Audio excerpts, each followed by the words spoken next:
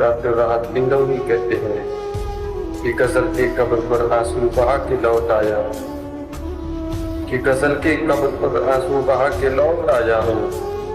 कल मुशायरे में लतीफ़े सुना के लौट आया हूँ, कि कल मुशायरे में लतीफ़े सुना के लौट आया हूँ।